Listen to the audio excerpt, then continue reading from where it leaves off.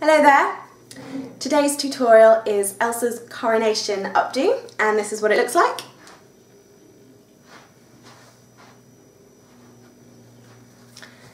This is not a quick style. This video is likely to be quite long. I will speed up bits where I can, but I hope that it is useful and I hope that you like this hairstyle. I think that it looks very pretty. I think that it works for both an everyday look. If it's just simple like this, you could put flowers all the way along if you wanted, and you could make it very, very pretty. You could wear it to get married in. That's that kind of hairstyle. I mean, obviously she wore it to get coronated, so it's a fancy do that works for every day. Alright then, let's get started. Alright then, what you will need today: a brush, or I have a tangle teaser. I have a bristle brush as well, because I like it for smoothing, and lots of pins. I have a mix of grips like this and 3 spin pins. The number is not specific, it just happens to be the number that I have, and it's a good number for me to use as well. Now we're going to start off by sectioning our hair. It's maybe a little bit different to the tutorials you've seen before, but trust me, it will come in handy later, okay? What we're going to do is, because she has a twist that goes towards the left, I'm just going to move all my hair to the left. Now, when you section, you want to take a little bit of this here, where the start of the twist would go, take it back a couple of centimetres, and you want essentially 1/3 of your hair. So down the side.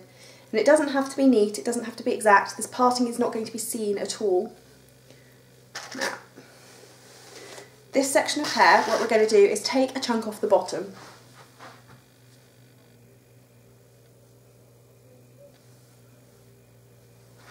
Because we want this bit in this section, and this section we're going to use later. So I'm going to do what I usually do when sectioning my hair and put a little plait in it. I like plaiting sections because it keeps them properly out of the way. Alright, now that's done. I have brushed out this section and we're going to start on our twist. Now, the trick to getting the twist to stand up, unless you have a bun form or something that you can put in it, which would make it really big, the trick, you could use curls. You could curl your hair and sort of pin curl them back if you wanted to create more volume. What I do is sort of a twist and push motion. Alright then, I'm going to lean forward so you can see what I'm doing. Little section, twist, and push up. Add in another little section, and twist it around, give it a little push. This is just to create some volume.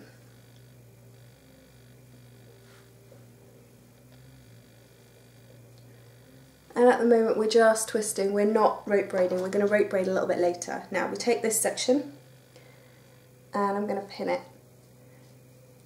I believe I've mentioned before we need a lot of pins for this style. There we go. And you can make it smaller, you can make it bigger, you can do this style and have it very flat to your head. And what I'm going to do is separate this into 2 sections. And I'm going to add some hair to the front section. A really narrow bit, but including some hair from the back. And I'm just going to lay it over. And I'm going to do the same. Now I'm going to pull them forward as I'm going, so I pull this bit forward. And what that's going to do is just make sure that this twist stays laid forward. Now what we need to make sure is when you push the hair over, don't twist it, because we want it to be as full as possible. And just pin as we're going. It's much easier to sort everything out now than it is to sort it out later.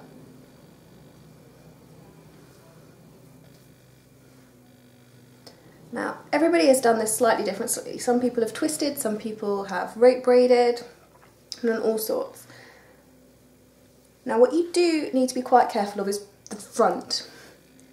We need to make sure that the front of our hair is neat. Don't worry about the back at the moment. That's where our sectioned hair is going to come in. So adding hair, twisting over. And if something goes wrong, you're better off undoing and going back than trying to fix it later. If you want a bit more volume, just push it up a little bit. Forward, push it up and push it forward and stick a pin in it just to hold it.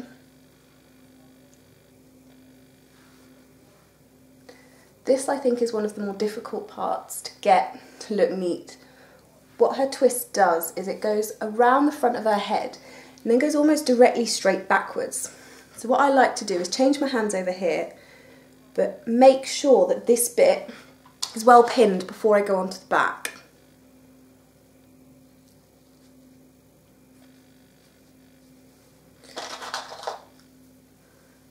Now the other thing to remember with these things is that you want to put a pin in once. You don't want to take it out and put it back in.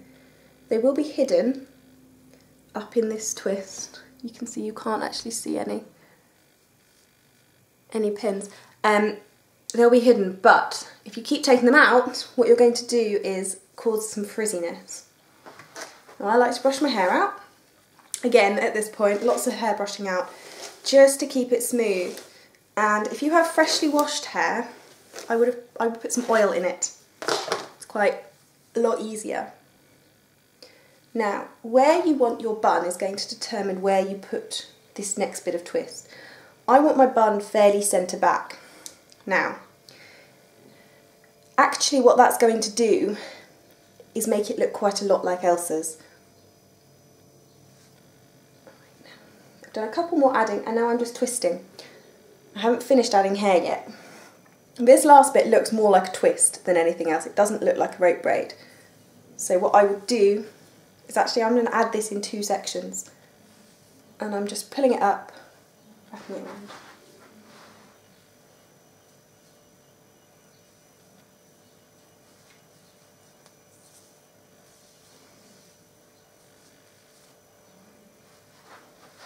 Now,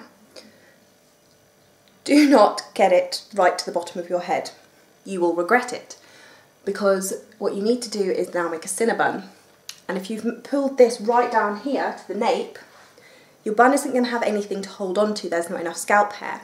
You can put it all the way up here if you'd like, but I like a sort of middling look. And just keep twisting. And what you'll find is that your hair wants to twist down and to the left. Go with that direction. That is going to be the most secure direction to twist. So we're going to cinnabon and twist as we're going. We're going to secure this bit with spin pins.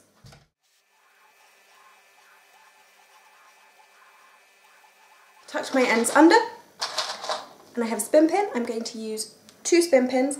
I'm going to try and make sure that I don't catch this hair if I can avoid it.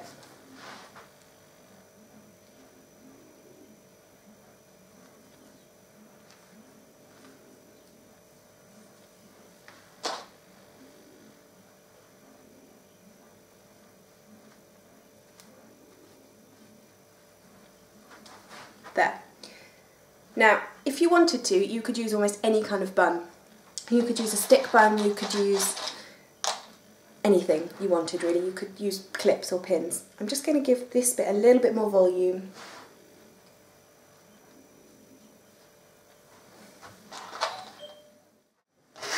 Alright, I've brushed out the section.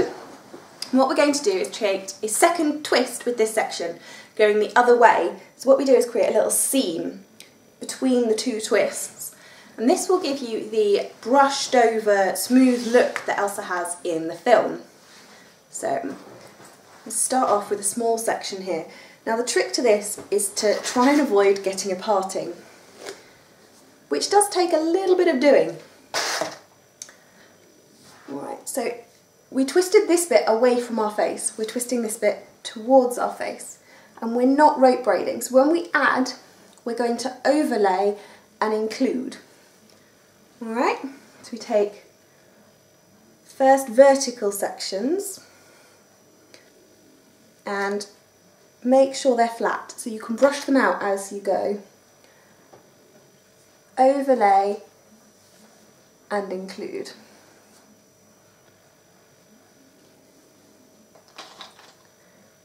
And pin down. Lots of pinning involved. But do remember, once you've put a pin in it, it'll stay, you can let go. So when you're taking the next section, you don't have to worry about holding onto it. Now the aim is we're going to go from vertical sections here to horizontal sections at the back. So you want to be taking triangular sections. So all of your sections want to come from about here, just above your ear.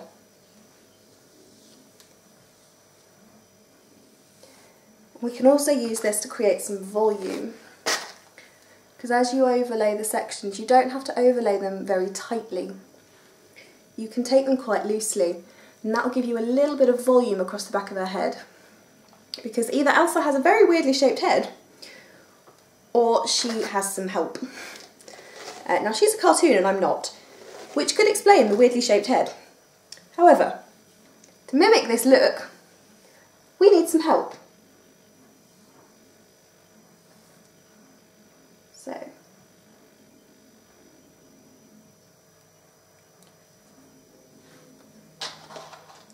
I would pin either every section or every other section. And I don't usually do a lot of styles with loads and loads of pins, but this one, because actually what you're doing is pinning the rolls to each other, you're not catching too much scalp hair, so it doesn't pull.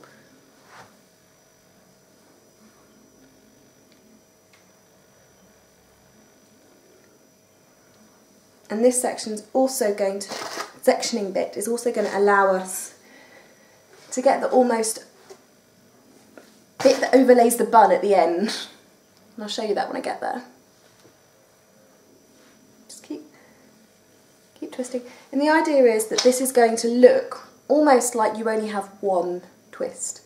So you won't really see this twist, but it'll be there, giving you some volume. And I'm just pulling these bits down, again, avoiding a parting, because what you're going to end up doing is having to be very, very careful with your overlays, because you see, to start with, I'm having to turn over these bits, and I'm going to have to stop doing that at some point. So what I need to make sure is that I have enough hair to cover the fact that I've stopped. Although, you don't need to take this twist all the way around the back. We're taking this twist to the side of our head, pretty much. You don't need to add any hair after that.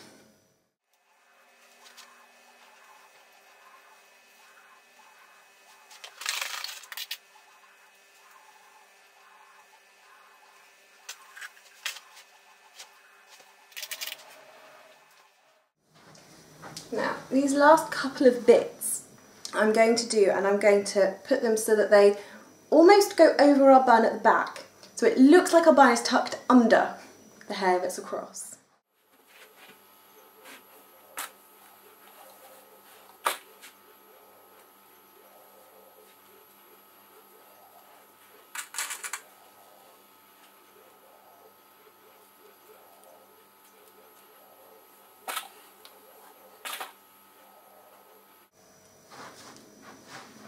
Now, last bit of the twist, and I'm just going to pin this last bit, and then what we're going to do, all we're going to do is wrap this around the bun that we've already got. Now obviously this bit is going to go the other way, because we are twisting to the left instead of to the right.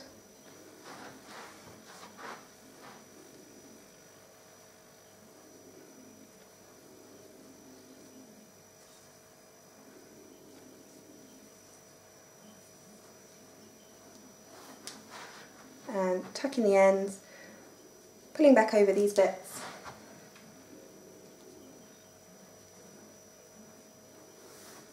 And I've got one more spin pin to put in, and then I'm going to put in a couple of other pins just to make sure my ends are secure.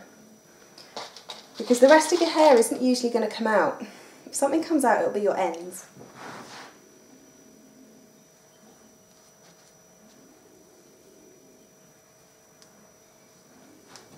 I'm just going to check that.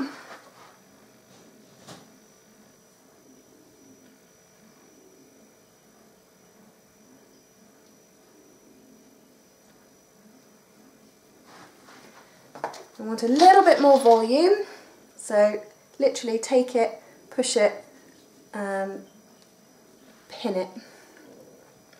If you want a lot of volume, you're going to need to take some bun pits or bun forms and put things around them instead. Now I don't have a tiara to go with this, but you could insert the tiara just between those two twists. And you could either do it at this point or you could do it just before the second twist if you wanted a slightly neater look, but it would then be more difficult to pin the twist. So it's a either or situation really, depending on which you prefer, so you could try both. The only thing to say about this style really is that you may have noticed it is not the quickest style in the world. It is a comfortable style. The weight is well balanced. It stays all day. I've worn it all day. And I'm really picky about my hairstyles, especially ones with lots of pins. But it's comfortable and you can travel in it. So if you have somewhere to go, I would definitely do your hair before you leave, because otherwise you are going to be rushed. You also need a mirror. Now I've got the little screen on my new camcorder that I've been using, which you may have noticed why I'm not looking directly at you all of the time, because you need to see it in the mirror. A lot of the basic buns, you just do it at the back of your head. You don't need to see them, it's absolutely fine. The fail rate is very low. It took a while for me to perfect this style. So if you want to wear it out somewhere, I would do a practice run and it may go absolutely perfect and it may be fine. But what you're going to do is you're going to notice the little tips and tricks where you struggle. I will struggle in certain places. I struggle when it gets to here, keeping this bit neat. I have to watch this bit. And I struggle a little bit with keeping the parting from not appearing on the second twist. But obviously everybody is very different. Now another note, just for the end of the video, if you've only come for the hair tutorial, feel free to toddle off somewhere else.